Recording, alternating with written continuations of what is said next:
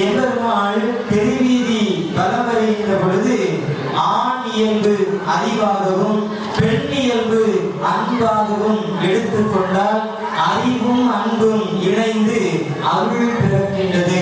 எனவே ஒரு குடும்பத்தில் அறிவும் என்ன செய்யணும், அன்பும் என்ன செய்யணுமா இணைந்தால் அருள் பிறக்கும் என்று ஐயா நமக்கு சொல்லியிருக்கிறாங்க. எனவே சந்திரக்கலை சூரியக்கலை வாசி நிலையில உள்ளிழத்து நம்முடைய உடல் ஒருநிலைப்படுத்துகின்ற பொழுது 6 ஆதார சக்திகளும் மேல் நோக்கி என்ன செய்யுமா புறப்பட்டு 7வது நிலை ஐயா நமக்கு அடையாளம் காண்பிப்பதற்காக ஆன்ம விழிப்பு அடைவதற்காக கொல்லாத பேர்களை நரகத்தில் என்ன செய்யுமா தள்ளுவதற்காக அம்மைமார்கள் நமக்காக வேண்டாங்க. பிள்ளைகளுக்கெல்லாம் ஒரு புத்தியை கொடுக்கணும். எல்லாரும் இந்த திருக்கல்யாணத்தில் பலன் பெறுவதற்காக என்ன செய்யுமா, ஐயாவிடத்தில் நம்முடைய அம்மைமார்கள் வேண்டுகின்றார்கள்.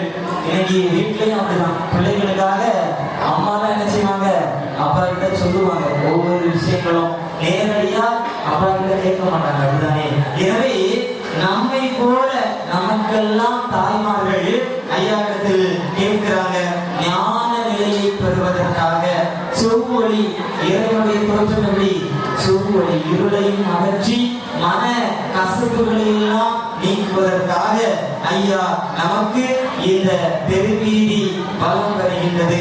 அது அம்மைமார்கள் சொல்றாங்க, தலையில சோறு சுமந்து கொண்டு வர வேண்டும்.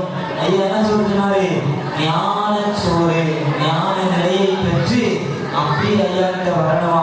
அதுக்காக ஐயா இந்த நம்பினோரை காக்க வேண்டும், நாடு கட்டி ஆட வேண்டும். தரமிகத்துல நமக்கு நம்புகிறவர்களுக்கு எல்லாம் பலம் என்ன செய்யுமா, நிச்சயமாக கிடைக்கும்.